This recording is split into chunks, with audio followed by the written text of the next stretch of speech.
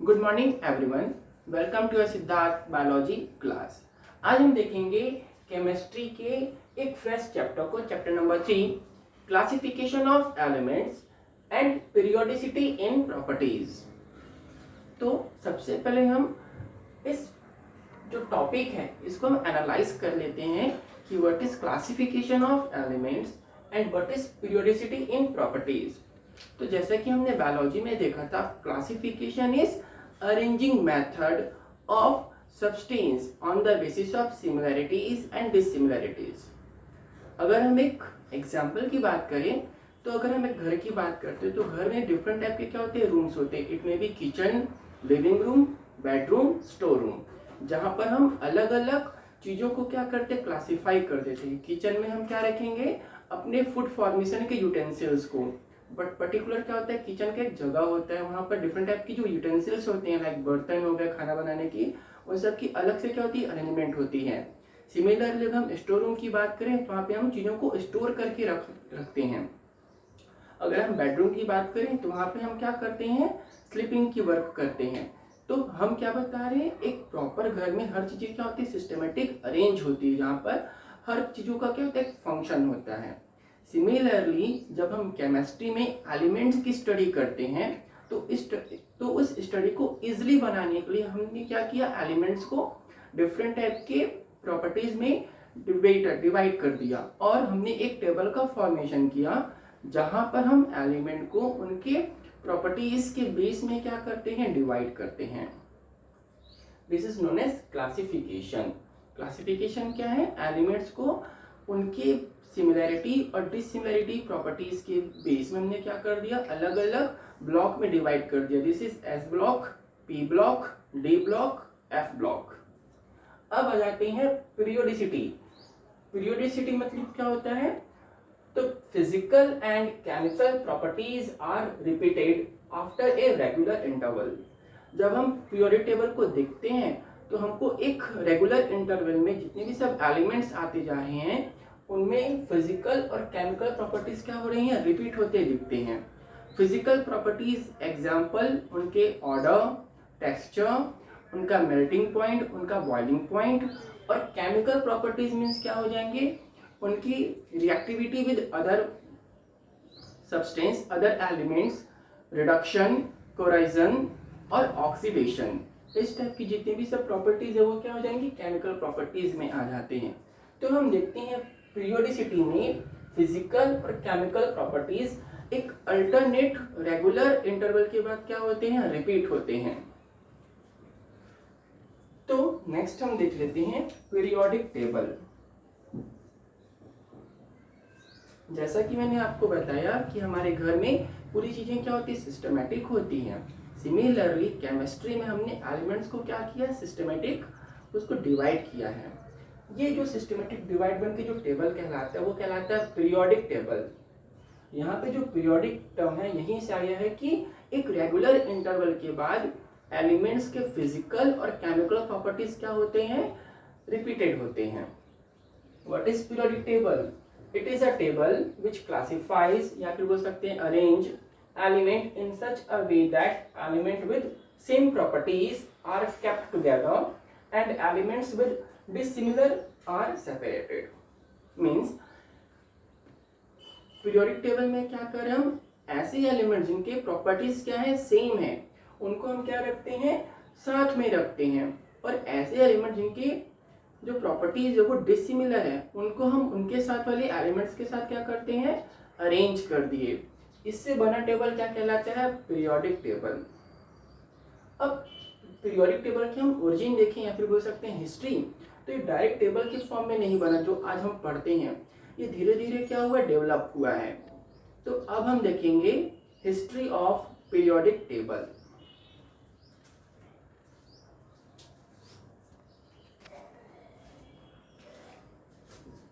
Next है, अगर हम जेनेसिस ऑफ पीरियोडिक टेबल की बात करें या फिर हम हिस्ट्री ऑफ पीरियोडिक टेबल की बात करें तो सबसे पहले जो क्लासिफिकेशन किया था उन्होंने किया था डोब्रिनियर ट्राइड्स में। सबसे पहले हमको क्या मिलता है, डोब्रिनियर ट्राइड्स, गिवन बाय, नाम क्या था साइंटिस्ट का, एक जर्मन साइंटिस्ट थे, जोहान डॉबर्नियर इन अर्ली 1800। इन्होंने क्या किया था, 3 एलिमेंट्स का ग्रुप बना दिया। This is known as triads. इसी कारण इसको बोला जाता है डॉबर्नियर ट्रायड्स। इन्होंने क्या कहा कि arrange in a group of 3 element. इन्होंने पीरियोडिक टेबल को जितने भी सब एलिमेंट उसको 3 ग्रुप में क्या कर दिया, डिवाइड कर दिया। किस बेस में, in a such that atomic mass of middle element.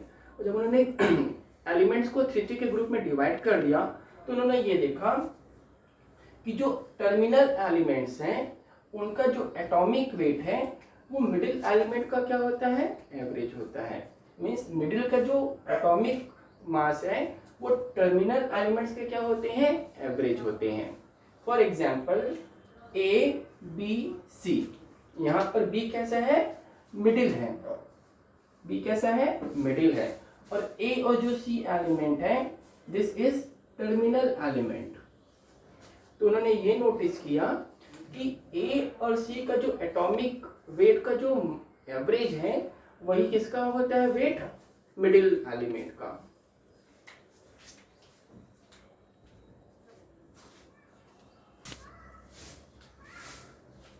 Next हम एग्जांपल देख लेते हैं डॉबर्नियर ट्रायड्स के।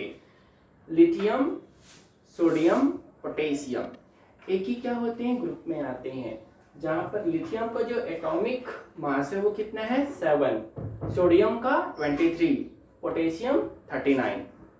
एक चीज हमेशा याद रखना, कोई भी एलिमेंट एक्स हो, ये एक्स क्या है, एलिमेंट है, एटॉमिक मास हमेशा अपर साइड में लिखा जाता है denoted by A, while atomic number हमेशा एलिमेंट के नीचे फॉर्म में लिखा जाता है, किसे डिनोट करती है, जेड से। Atomic mass denoted by A, atomic number denoted by Z. तो हम देख रहे थे लिथियम, सोडियम, पोटेशियम। तो जो सोडियम का एटॉमिक मास है वो लिथियम और पोटेशियम के एवरेज होता है according to triads.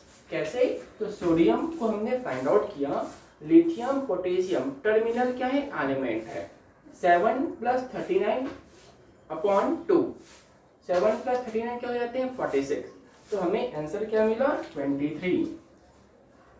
23 is the atomic mass of sodium. यहाँ ये रूल क्या हुआ, सक्सेस हुआ। दूसरा एक और एग्जांपल देख लेते हैं, फ्लोरीन, ब्रोमीन, आयोडीन।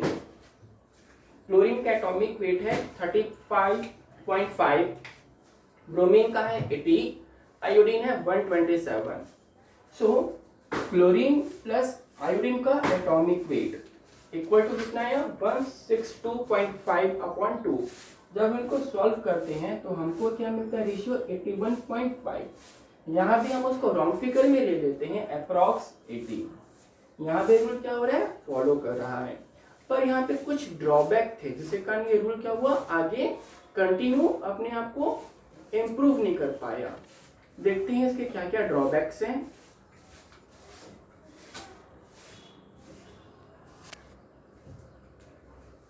सो आइए हम ड्रॉबैक देखते हैं डॉबर्नियर के थ्रू दिए गए ट्रायड्स की। Number 1, it could form limited triads. हम डॉबर्नियर के लॉ के थ्रू कुछ ही एलिमेंट्स का क्या कर सकते हैं, ट्रायड्स को फॉर्म कर सकते हैं, बाकी में ये क्या नहीं होता, एप्लीकेबल नहीं होता। Number 2, all the known elements could not fixed in triads. हमारे पास आज की डेट में जितने भी सब नोन एलिमेंट्स हैं उन सब क्या नहीं करते, ट्रायड्स में फिक्स नहीं होते।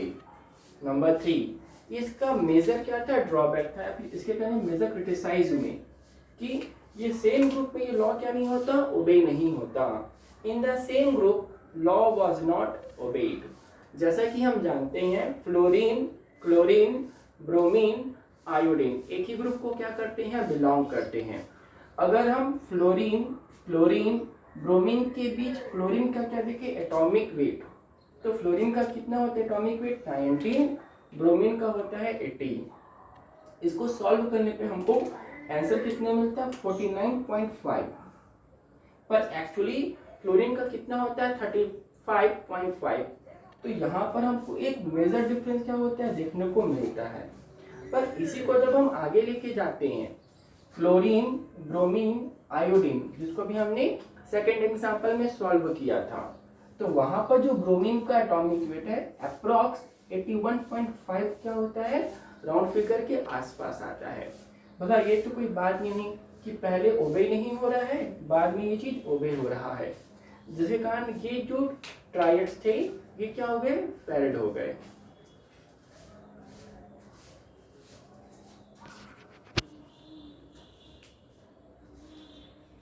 नेक्स्ट सेकंड है Newland law of octave proposed by John Alexander Newland in 1865। इन्होंने क्या किया, तो इन्होंने पूरे एलिमेंट्स को अरेंज किया एटॉमिक मास के इंक्रीजिंग ऑर्डर में। और जब उन्होंने ये देखा तो उन्होंने ये नोट किया कि जो पहले एलिमेंट की जो प्रॉपर्टी है वो सातवें एलिमेंट के बाद आने वाले आठवें एलिमेंट के साथ क्या होती है, सिमिलर होती है। He arranged the elements in increasing order of their atomic weight। उन्होंने एलिमेंट्स को एटॉमिक वेट के बेस में इंक्रीजिंग ऑर्डर में क्या किया, अरेंज किया। And noted the every first element repeats it property after seventh element. अगर हम इंडियन म्यूजिक की बात करें तो जो बेसिक धुन होती है सा रे गा मा पा धा नी सा फिर से क्या हो रहा है, रिपीट हो रहा है, सा रे गा मा पा धा नी सा। तो यहाँ पे जो सा की धुन है वो फिर से क्या हो रही है, रिपीट हो रही है। कुछ इसी तरह का रिपीटेशन हमको कहाँ मिलता है, न्यूलैंड लॉ ऑफ ऑक्टेव में। यहाँ पे ऑक्टेव का मतलब होता है 8।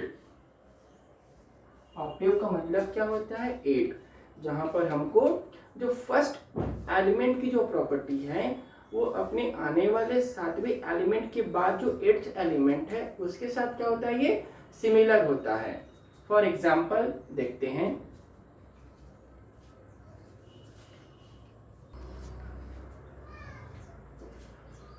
नाउ 1865 में हमारे पास जितने नॉन एलिमेंट्स थे उनको उन्होंने इसी बेस में क्या किया था, अरेंज किया था कि जितने भी सब एटॉमिक वेट वाले एलिमेंट्स हैं वो इंक्रीजिंग ऑर्डर में रखे हैं, like lithium, beryllium, boron, carbon, nitrogen, oxygen, fluorine, sodium, magnesium, aluminium, silicon, phosphorus, sulphur, chlorine, potassium, calcium. अब जो लिथियम का जो प्रॉपर्टी है, लिथियम की जो प्रॉपर्टी है अपने 7th एलिमेंट के बाद क्या हो रही है, रिपीट हो रही है। लिथियम के बाद है beryllium, boron, carbon, nitrogen, oxygen, fluorine, और जो नेक्स्ट आएगा 8th नंबर में सोडियम, उसके साथ ये क्या होते हैं, सिमिलैरिटी शो करते हैं। सिमिलरली मैग्नीशियम की जो प्रॉपर्टी है वो अपने कैल्शियम के साथ क्या होती है, सिमिलैरिटी शो करती है, और ये जो सिमिलैरिटी है हर 8th वाले एलिमेंट में प्रेजेंट होती है। इसको बोला जाता है लॉ ऑफ ऑक्टेव। पर इसके भी कुछ क्या थे, ड्रॉबैक थे। क्या थे, आइए देखते हैं।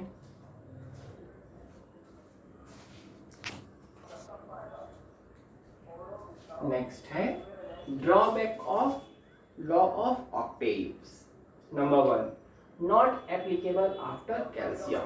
कि जो लॉ ऑफ ऑक्टेव था ये कैल्शियम के बाद जितने भी सब एलिमेंट्स आते हैं उनके लिए क्या था, एप्लीकेबल नहीं था।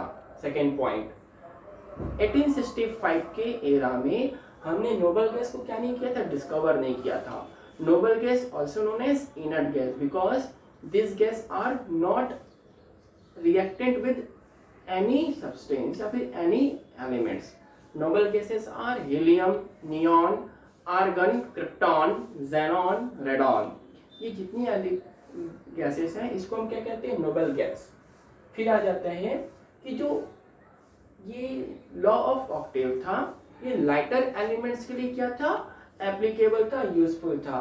फिर जितने भी सब एलिमेंट्स जिनके एटॉमिक वेट हाई होते हैं उनके लिए क्या नहीं होता, ये एप्लीकेबल नहीं होता। तो यहाँ तक हमने देख लिया हिस्ट्री।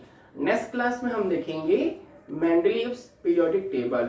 ये सबसे मेन एटॉमिक पीरियोडिक टेबल था जिसमें हमको आज के डेट में क्या किया, बेस प्रोवाइड किया। सो आज के लिए इतना ही। I hope you enjoy this video. Thank you for watching.